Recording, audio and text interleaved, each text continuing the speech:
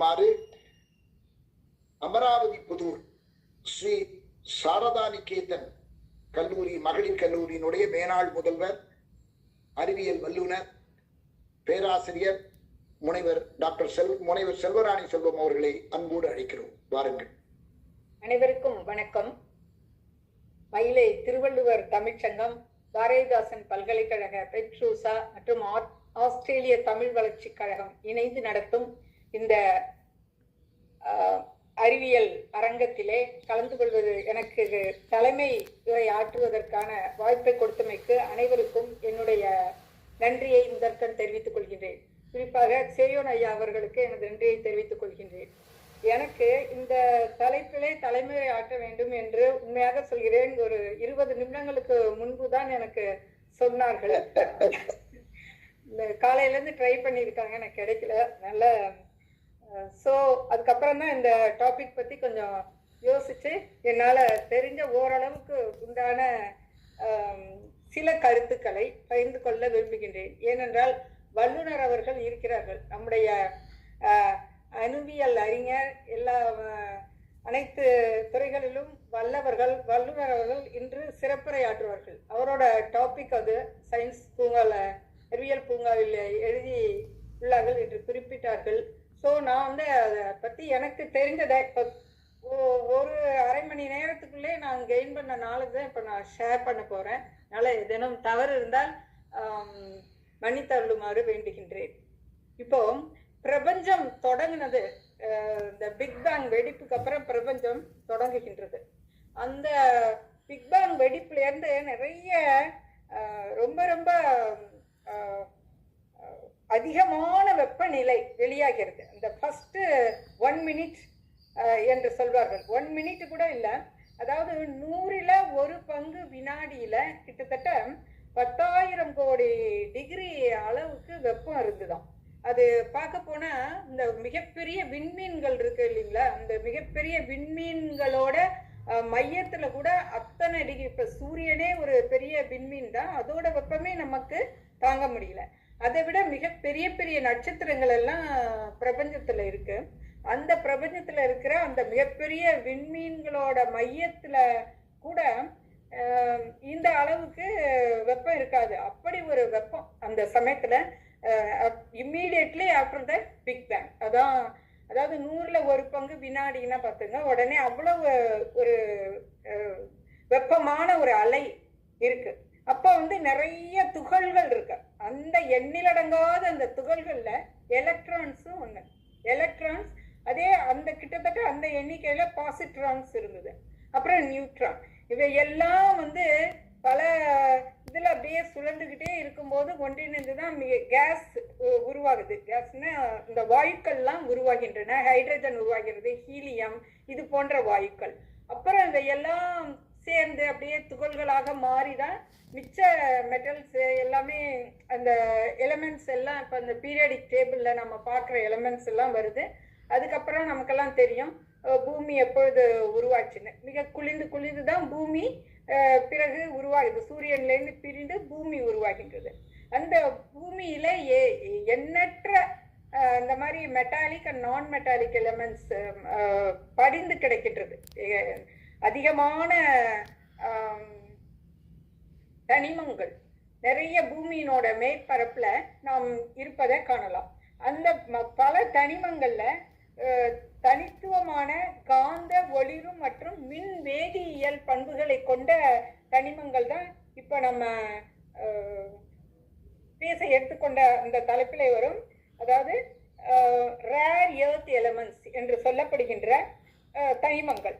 இதற்கு இந்த rare earth elements அப்படின்றதே இந்த பீரியாடிக் டேபிள்ல லாஸ்டா வரும். முதல்ல இதை வந்து தமிழ்ல என்ன சொல்றதுன்னா அரிய பூமி தனிமங்கள் அப்படின்னு சொல்ல நினைக்கிறேன்.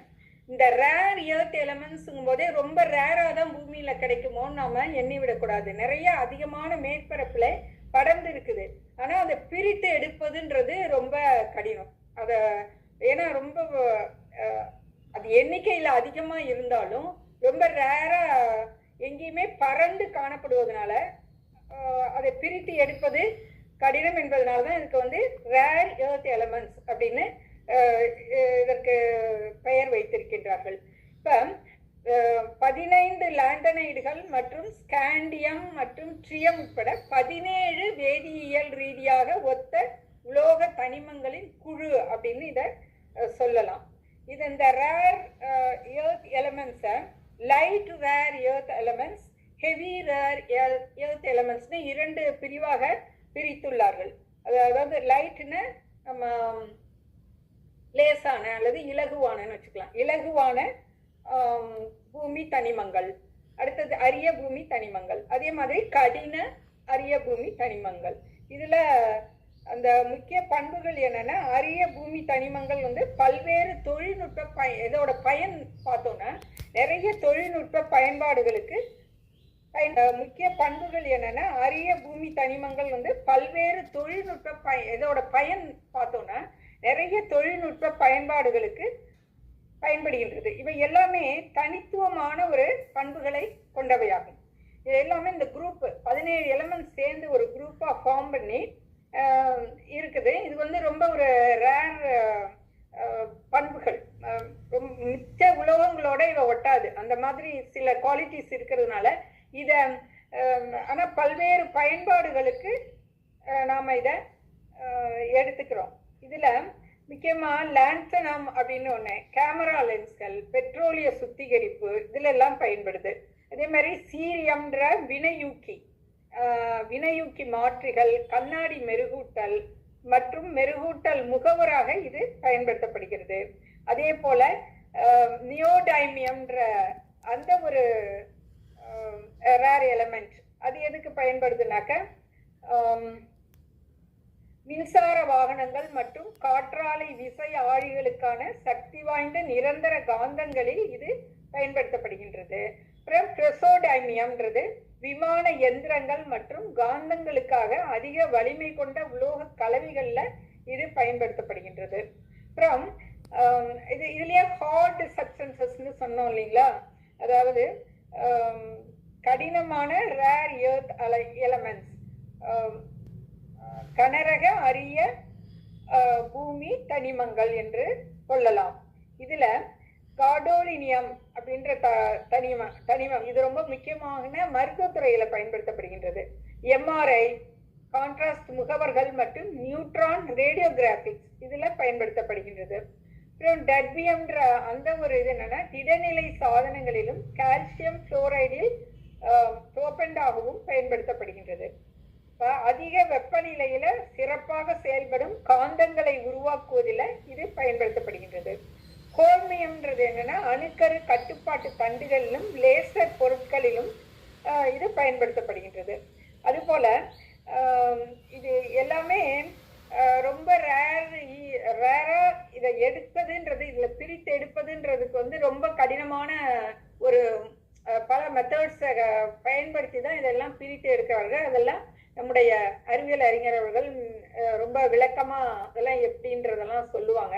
இதோட பயன்பாடு ஆனா ரொம்ப எண்ணிலடங்காம இருக்கு. பல துறைகளிலும் இது, ஈவன் விமானத்துறைகள்லாம் கூட இந்த ரேர் எர்த் எலமெண்ட்ஸ் பயன்படுத்தப்படுகின்றது. அதையெல்லாம் பார்க்கும் பொழுது இப்படி ஒரு அரிய தனிமங்கள் இந்த பூமியிலே இருக்கின்றது, அது எல்லாமே இவ்வளவு தூரம் பயன்படுதுன்றத இதை நம்ம ரொம்ப சாதாரண பீரியாடிக் டேபிள்ல இதுக்கு ரொம்ப இம்பார்ட்டன்ஸ் கொடுக்க மாட்டோம். பட் இப்போதான் தெரியுது இந்த ரேர் எர்த் எலமெண்ட்ஸ் எவ்வளவு தூரம் மக்களுக்கு பயன்படுகின்றது, அதை எவ்வளவு பிரித்தெடுக்கலாம், எவ்வளவு கடினப்பட்டு அதை செஞ்சு ஆனால் பயன்படுத்துறாங்கன்றதை வந்து பயன்படுத்தி கொண்டிருக்கின்றார்கள்ன்றது இதை பார்க்கும் பொழுது இவற்றினுடைய முக்கியத்துவம் நமக்கு விளங்குகின்றது. காற்றாலை விசையாழிகள் இதிலெல்லாம் கூட இந்த தனிமங்கள் பயன்படுத்தப்படுகின்றன. இப்போ உள்ள அந்த இது எல்இடி டிவிஸ் எல்லாமே அந்த ஸ்கிரீன் அதுல கூட அதை செய்வதற்கு அதை பயன்படுத்துகிறார்கள். இப்போ இதை பார்க்கும் பொழுது இது எல்லாமே கிட்டத்தட்ட ஒரே வேதியியல் பண்புகளை கொண்டவை. அதனாலதான் இதுக்கு மொத்தமா ஒரு பெயர் கொடுத்துருக்காங்க, ரேர் எர்த் எலமெண்ட்ஸ் என்று. அதனால இதோட கெமிக்கல் ப்ராப்பர்ட்டிஸ் எல்லாம் ஒத்ததாக இருக்கும். அதனாலதான் இதற்கு அந்த ஒரு பெயர் கொடுக்கப்பட்டுள்ளது. ரொம்ப மிக்க மகிழ்ச்சி பேராசிரியர் செல்வராணி செல்வம் அவர்களுக்கு நன்றி. அடுத்து அவர் நமது சிறப்பு விருந்தினரை பற்றிய ஒரு அறிமுக உரையை நிகழ்த்த வருமாறு கற்பகவல்லி அவர்களை அன்போடு வேண்டுகிறோம். காலம் கருதி தவறாக கருத வேண்டாம் பேராசிரியர் அவர்கள். இப்பொழுது கற்பகவல்லி அவர்கள் அறிமுக உரை. ஏன்னா நம்ம இப்பவே மணி 4 மணி ஆக போகுது, அதுதான்.